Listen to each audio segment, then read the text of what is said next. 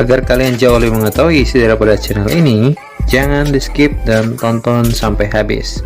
Oke, terima kasih.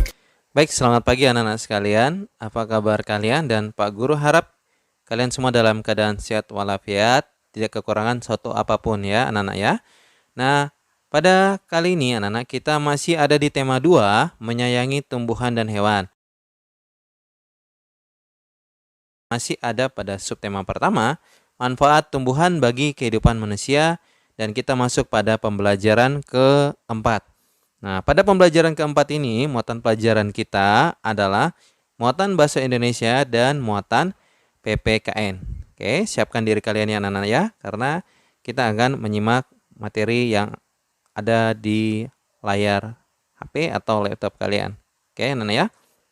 Nah, adapun anak-anak, di kesempatan kali ini, materi kita yang pertama adalah mengenali karakter tokoh dalam dongeng ya. Pada pertemuan kemarin, kalian telah mengenal unsur-unsur di dalam sebuah dongeng ya anak-anak ya. Ada pertama watak ya, ada latar ya anak-anak ya, ada alur, ada pesan atau amanat. Nah, kali ini pembelajaran kita adalah tentang mengenali karakter tokoh yang ada di dalam dongeng. Dan yang berikut adalah meminta maaf kepada orang lain. Adapun tujuan pembelajaran kita, yang pertama, kalian dapat menemukan karakter tokoh di dalam sebuah dongeng. Dan yang kedua, kalian dapat melengkapi percakapan dengan permintaan maaf. Dan yang ketiga, kalian dapat menceritakan pengalaman mengucapkan terima kasih. Ya, kita masuk pada muatan bahasa Indonesia anak-anak ya. Mengenali karakter tokoh dalam dongeng. Ya, kalau kalian lihat pada gambar di bawah ini ya, tentu kalian telah tahu ini adalah dongeng tentang pohon pepaya dan pohon kelapa ya anak-anak ya. Nah, dalam dongeng anak-anak terdapat tokoh ya. Tokoh itu apa? Tokoh adalah yang memerankan dalam karakter tersebut. Contoh dalam dongeng pohon kelapa dan pohon pepaya ya, itu tokohnya adalah pohon kelapa dan juga pohon pepaya ya anak-anak ya. Nah, setiap tokoh di dalam dongeng anak-anak ya mempunyai karakter atau watak yang tentunya berbeda-beda. Ya, karakter seperti apa? Nah, ada karakter yang mendukung tokoh utamanya dan ada karakter yang menentang tokoh utama. Ada juga karakter yang netral. Artinya bahwa tidak mendukung atau yang tidak menentang dari tokoh utama. Ya, Nan ya. Nah, tokoh di dalam dongeng biasanya disampaikan secara langsung oleh pembuat dongeng, yaitu dengan memberi nama atau sebutan ya. Misalnya dalam dongeng tentang kancil dan buaya ya, itu dalam dongeng tersebut ya diceritakan ya atau disebutkan bahwa kancil adalah hewan yang cerdik ya, sehingga kalian begitu menyimak judulnya atau mendengar sebutan tersebut, maka kita langsung dapat mengetahui bahwa oh, watak dari hewan kancil itu adalah dia cerdik ya Nan ya. Nah, karakter tokoh dalam dongeng ditemukan dengan banyak cara ya. Banyak cara, tidak hanya dengan kita mengetahui bahwa ada ditulis namanya atau disebutkan namanya dalam dongeng tersebut ya. Antara lain sebagai berikut. Yang pertama, ya, disampaikan secara langsung oleh pembuat dongeng. Itu sudah tadi ya, Nan ya. Dan yang kedua, melalui percakapan antar tokoh. Ya, contoh tentang dongeng yang kemarin yang telah Pak Guru sampaikan bahwa si kera dan si jerapah. Dari situ kita bisa mengetahui bahwa watak si jerapah baik ya, dia selalu membantu temannya.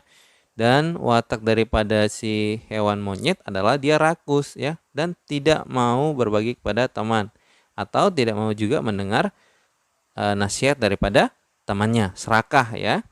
Nah, dan yang ketiga anak-anak, dapat disampaikan oleh tokoh lain ya. Dan yang keempat, melalui pendapat dari tokoh lainnya. Oke, anak-anak ya.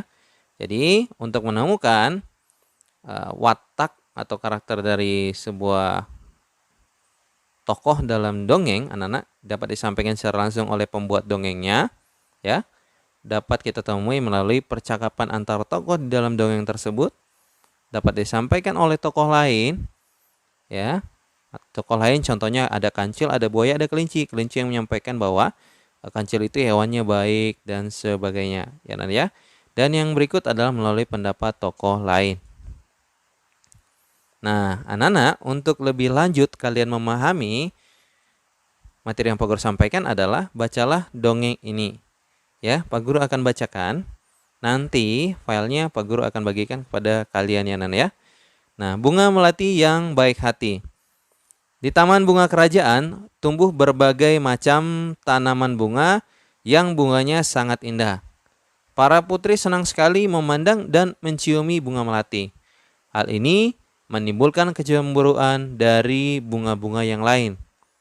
Putri pertama, wah indah sekali bunga-bunga di taman istana ini. Putri kedua, hei, lihat bunga melati itu. Warnanya putih bersih dan harumnya semerbak memenuhi taman ini. Putri pertama, aroma melati memang harum. Aku sangat menyukainya. Bunga sedap malam, aku tak habis pikir. Mengapa para putri suka sekali dengan dirimu? Bunga anggrek, ya, padahal dirimu berbunga kecil, berdaun besar, dan berbatang keras. Bunga anggrek, iya, padahal dirimu berbunga kecil, berdaun besar, dan berbatang keras. Bunga mawar biru, walaupun engkau harum, namun mudah layu jika dijadikan pajangan di pas bunga, karena pasti akan terlihat jelek sekali jika sudah layu dipajang di sana.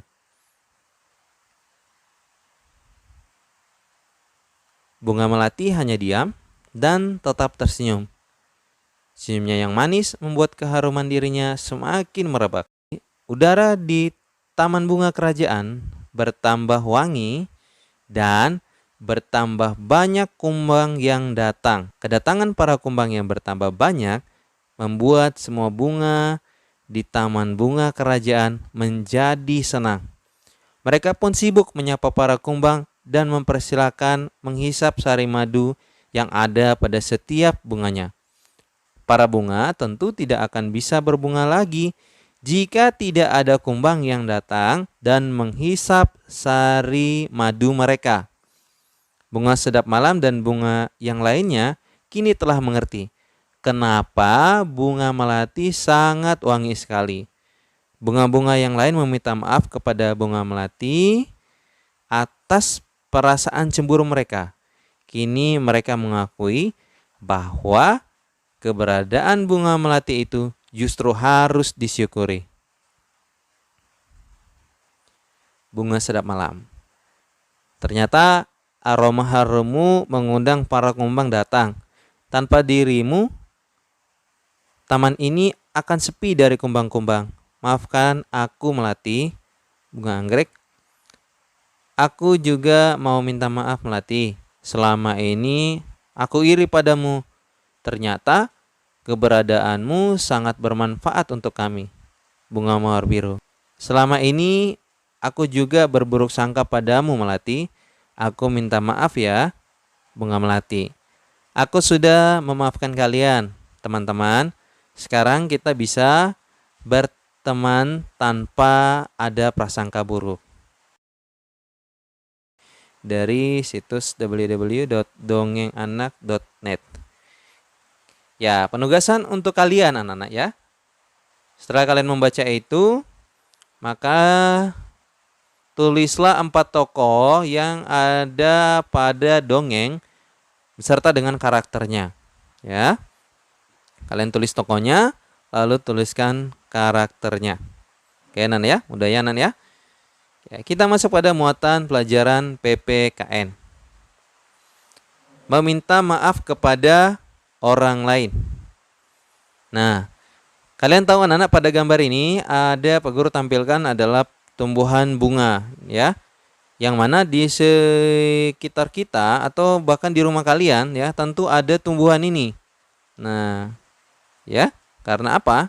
Tumbuhan bunga mempunyai kegunaan adalah untuk memperindah ya. Dia memiliki sebuah pesona sehingga membuat lingkungan sekitar akan menjadi indah ya.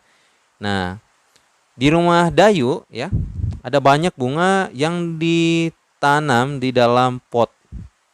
Ya. Dayu senang merawat bunga-bunga di dalam pot. Nah, namun ini yang terjadi. Apa yang kalian lihat anak-anak? Ya.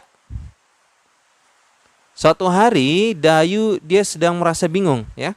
Kenapa? Karena dia telah memecahkan pot bunga yang mana pot bunga itu adalah kesayangan daripada ibunya. Nah, dia ingin meminta maaf kepada ibu, tetapi dia takut. Tentu dia akan dimarahi. Nah, bagaimana seharusnya Dayu bersikap, anak-anak? Apakah potnya diambil lagi lalu dibuang? Atau bagaimana? Menurut anak-anak yang baik dan benarnya. Oke. Ya, tentu ya, anak-anak ya. Nah, pernahkah kalian melakukan kesalahan seperti yang Dayu lakukan tadi? Nah, apakah yang kamu lakukan saat setelah kamu melakukan sebuah kesalahan? Nah, ya tentu benar ya, anak ya.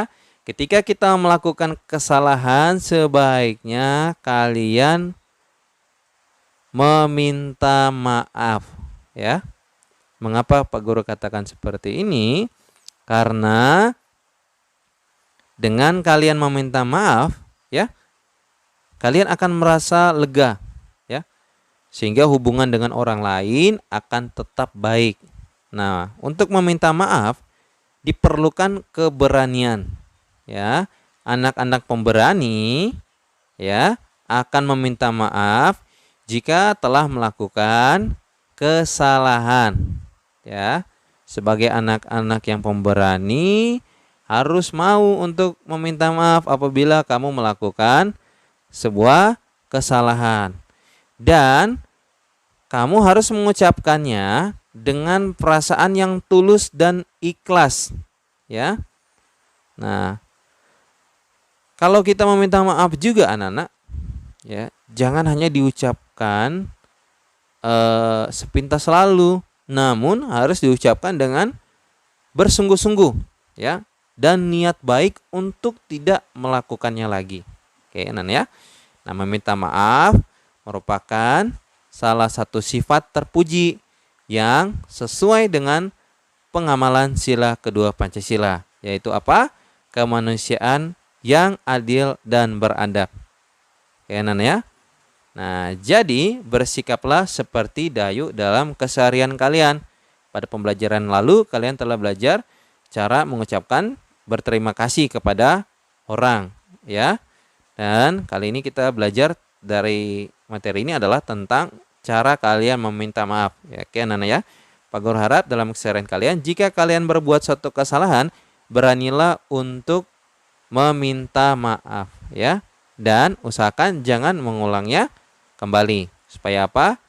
Kita perjalanan persahabatan atau hubungan kalian bersama kakak, adik, sanak saudara dan orang tua kalian tetap berjalan harmonis, ya. Tentu orang yang kalian mintakan maaf, dia akan penuh kasih sayang memaafkan kalian. Oke, anak-anak ya. Ya, anak-anak, sekian pembelajaran kita pada kali ini, dan tetaplah untuk menerapkan protokol kesehatan, ya, dengan cara menggunakan masker saat bepergian. Tidak lupa untuk mencuci tangan dengan sabun dan selalu jaga jarak, ya. Serta kalian harus selalu tetap bersyukur kepada Tuhan Yang Maha Esa agar kita semuanya jauhkan daripada sakit penyakit, ya. Bahkan dijauhkan pula dari penyebaran virus yang sedang ada saat ini, ya, yaitu virus corona. Oke, ya, anak-anak ya. Dan jika kalian belum menekan tombol like, ya, atau suka, Silahkan klik tombol suka dan jangan lupa klik subscribe dan nyalakan lonceng notifikasinya agar setiap Pak Guru mengupdate video pembelajaran terbaru, kamu dapat langsung mempelajarinya. Demikian anak-anak dan terima kasih.